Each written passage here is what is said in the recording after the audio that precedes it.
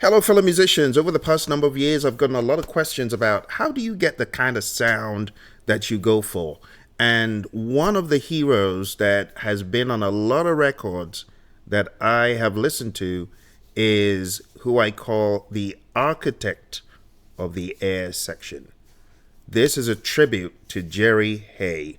If you've ever felt your pulse quicken because the chorus of Michael Jackson's Thriller hit you, or you felt the sophisticated punch of Quincy Jones, the dude, you haven't just heard great pop music. You've heard the surgical precision of a single man's genius. I'm talking about Jerry Haye. 6 Grammy Awards, 500 plus albums, the Seawind Horns, born in 1950, but has made such a monumental impact. It's mind blowing to think that at the age of 20 something, this guy was already putting down legendary horn lines. Let me play just a little bit from a few records you may or may not have listened to, but you'll appreciate the brilliance. There's something in his horns that brings records to life. This is from George Duke's Reach Out. You're the one. Check this out. Michael Jackson's Off the Wall. Just listen to the interjections of the horns. Very subtle and then overt when it gets to the punch.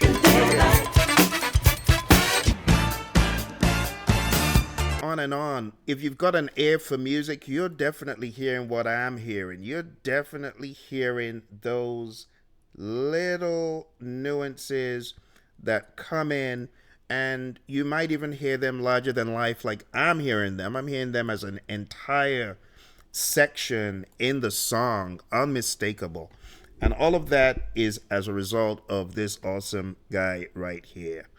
Born in 1950, he began his musical life under the tutelage of the principal trumpet of the Chicago Symphony Orchestra, a foundation of classical precision that would inform everything that followed. He later studied with the legendary William Adam at Indiana University, one of the most influential brass pedagogues of the 20th century.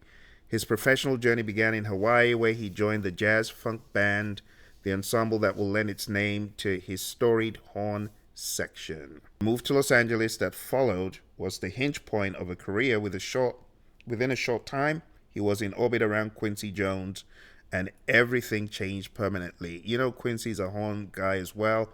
He had a good taste for horns. I mean, hearing what Jerry did on all those records, man, is so impressive and so inspiring. And that's the summary of the history till he got to collaborate with Quincy Jones, David Foster, and of course Michael Jackson, who you saw in a few clips that I played.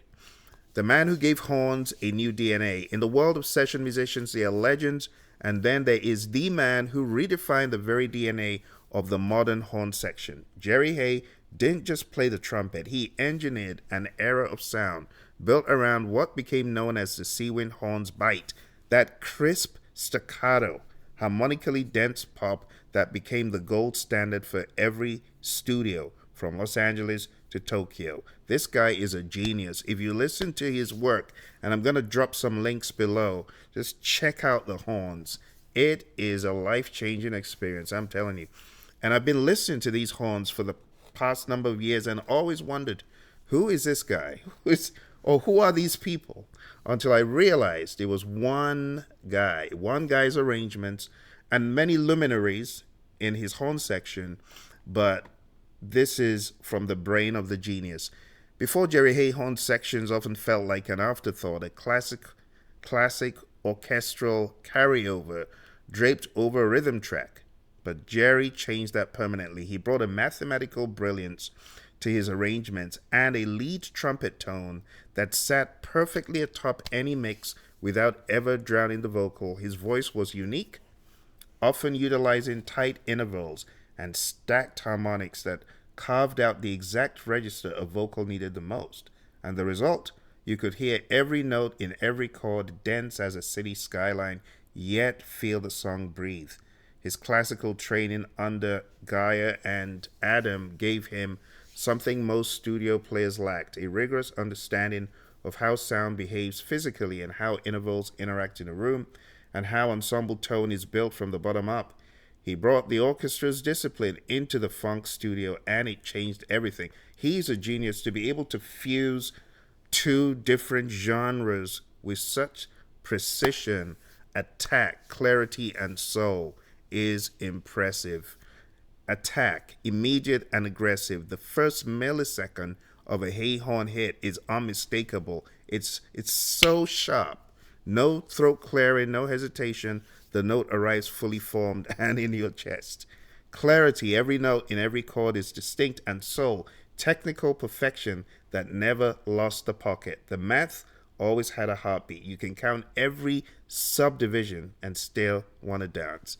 He knew exactly how to move a 13th chord or a sharp 11 to make a listener feel a sense of luxury and high fidelity magic. Theory wasn't rules, it was emotion with a blueprint. The Quincy Jones and David Foster years, Thriller and the architecture of an era. His work with Quincy Jones remains the stuff of textbook legend. Together they crafted the sonic architecture for the best-selling album of all time. When you hear the opening blast of Wanna Be Starting Something, you're hearing Jerry Haye's signature at full power: attack, clarity, and soul. The partnership with David Foster added yet another dimension: sophisticated, lush, orchestral R&B, where the horns were architecture, not decoration.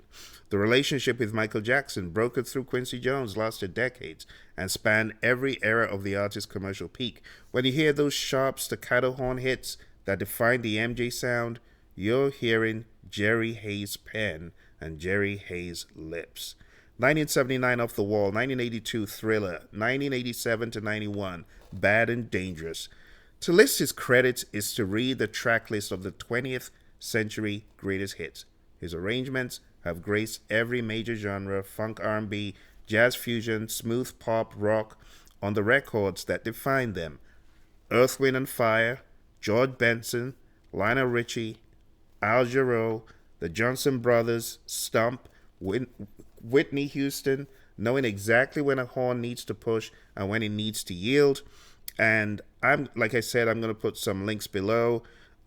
George Benson's From Breathing Onwards, you will hear absolute perfection and genius. Rufus and Shaka Khan, Frank Sinatra and Barbra Streisand, just absolute genius. Absolute genius. This man deserves a lot more noise, a lot more razzle-dazzle and accolades, even though he's a very humble dude. He says, "I'm not an arranger. I just like to play good arrangements, right? I just like good sheet music." Beyond the recording studio, Jerry Haye's horn arrangements have scored some of the most beloved films in Hollywood history. His work brings the same principles to the screen: precision, warmth, and an instinct for when brass can elevate an emotional moment to something transcendent. Back to the Future 1, 2, and 3, Forrest Gump, Dreamgirls, Flashdance, Sing, and The Proposal. For the modern producer, Jerry Haye represents the ultimate bridge between music theory and commercial impact. He understood that theory wasn't a set of restrictions, it was a vocabulary for moving people. A sharp 11 isn't just a note. It's the right register. In the right register, voiced correctly, it signals sophistication and desire. His training under Charlie Gaia and William Adam gave him the theoretical depth. His years in the studio gave him the commercial instinct. What he built from that combination, the Seawind sound, horn sound, is the very reason every digital horn plugin still tries to approximate what a room full of people heard in 1982. The ensemble that breathed as one. Jerry Haye's power was never solo. The Seawind Horns, the elite Los Angeles studio section he assembled and led for decades, became the vehicle for his vision. These musicians played together for so long that they read each other's intentions before the ink was dry on the charts. The consistency of that personnel is a significant part of the magic.